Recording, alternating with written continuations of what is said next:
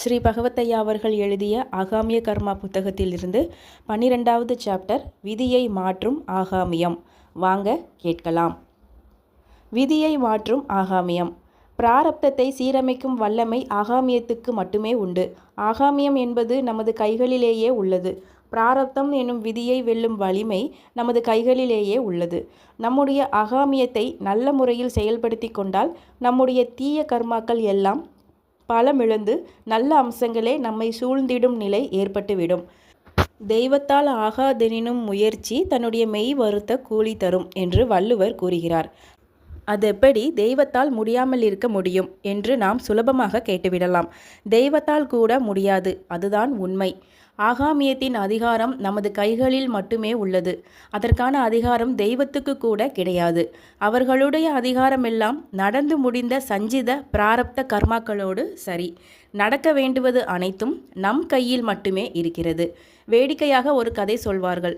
ஒரு துறவி முக்காலமும் உணர்ந்து சொல்லும் ஆற்றல் பெற்றவராக இருந்தார். ஒவ்வொருவரும் தங்களது சந்தேகங்களை அவரிடம் கேட்டு தெரிந்து கொண்டார்கள். அவரை சோதிக்கும் எண்ணத்துடன் இளைஞன் ஒருவன் அவரிடம் வந்தான். அவன் தன்னுடைய ஒரு கையை மட்டும் மூடிக்கொண்டே வந்தான்.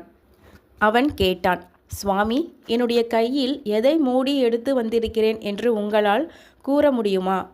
நிச்சயம் கூற முடியும். நீ உன்னுடைய கையில் வண்ணத்து பூச்சியை மறைத்து கொண்டு வந்திருக்கிறாய், சரிதானே? உண்மையில் அவன் வண்ணத்து பூச்சியை தான் மறைத்து எடுத்துக்கொண்டு வந்திருக்கிறான். சரிதான் சுவாமி, நீங்கள் சரியாக சொல்லிவிட்டீர்கள். இனி அடுத்த கேள்வி, அந்த வண்ணத்து பூச்சி உயிரோடு இருக்கிறதா அல்லது இறந்து விட்டதா? உயிரோடு இருக்கிறது என்று அவர் கூறினால் அதனை அப்படியே நசுக்கி கொன்று இறந்து விட்டதாக காட்ட வேண்டுமென்றும், உயிரோடு இல்லை என்று அவர் கூறுவாரேயானால் அதனை உயிரோடு காட்ட வேண்டும் என்று முடிவு செய்து அவன் அவரிடம் அந்த கேள்வியை கேட்டான். அந்த துறவி சிரித்து கொண்டே கூறினார், அது உயிரோடு இருப்பதும் இல்லாததும் உனது கையில்தான் இருக்கிறது. இப்படி எல்லாமும் நமது கையில்தான் இருக்கிறது. ஆகாமியம் நமது கையில்தான் உள்ளது. நமக்கு வேண்டியதை எவரோ கொண்டு வந்து கொடுப்பார்கள் என சுலபமாக எண்ணி விடுகின்றோம்.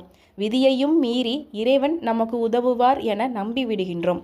நற்செயல்கள் மூலம் விதியையே உருவாக்கும் வல்லமை நமக்கு உள்ளது என்பதை நாம் அறியாமல் இருந்து விடுகின்றோம்.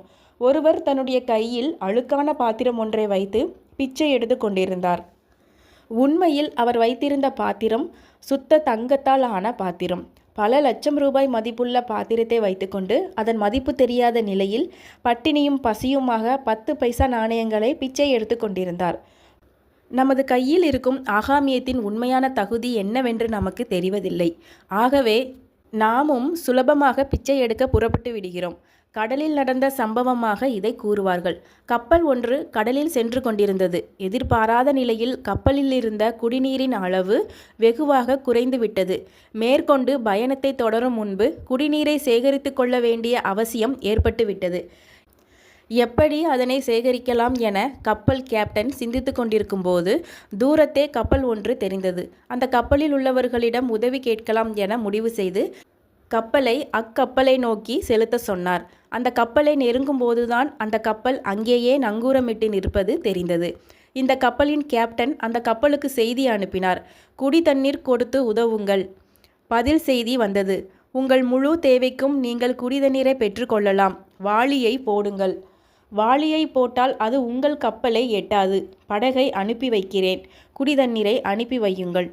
படகை அனுப்ப வேண்டாம். நீங்கள் நிற்கும் இடத்திலேயே வாளியை போடுங்கள். இப்போது இந்த கேப்டனுக்கு கோபம் வந்துவிட்டது. கடல் தண்ணீரை வாளியில் எடுத்து குடிக்க சொல்லி கிண்டல் செய்கிறாரா? விளையாட நேரமில்லை என்று இவர் கோபத்துடன் செய்தி அனுப்பினார். பதில் தந்தி வந்தது. விளையாடவில்லை, உண்மையைத்தான் கூறுகிறேன். நாம் இருவருமே நன்னீர் ஊற்றின் மீது நங்கூரமிட்டுள்ளோம். நாம் நிற்கும் இடத்தில் எவ்வளவு தண்ணீர் எடுத்தாலும் அது குடிநீரே. இப்படி நாம் தேடி போகும் தீர்வுகள் அனைத்தும் நமது காலடியிலேயே நமது உத்தரவுக்காக காத்திருக்கின்றன. ஸ்ரீ பகவத்தையா அவர்கள் எழுதிய ஆகாமிய கர்மா புத்தகத்திலிருந்து 12வது சாப்டர் விதியை மாற்றும் ஆகாமியம் இதோடு நிறைவடைகிறது. நான் வாசித்து காட்டிய விதங்களில் உங்களுக்கு சரியாக புரியாமல் இருந்தால் நீங்கள் இந்த புத்தகத்தை ஒருமுறை வாங்கி இதில் உள்ள விஷயங்கள் என்ன என்பதை தெரிந்து ஞான தெளிவு பெற்றுக்கொள்ளுங்கள். ஞான தேடலில் இருப்பவர்களுக்கும் ஆன்மீக தேடலில் இருப்பவர்களுக்கும் இந்த புத்தகம் மிகவும் உதவியாக இருக்கும். மீண்டும் அடுத்த சாப்டரில் சந்திப்போம். நன்றி, வணக்கம்.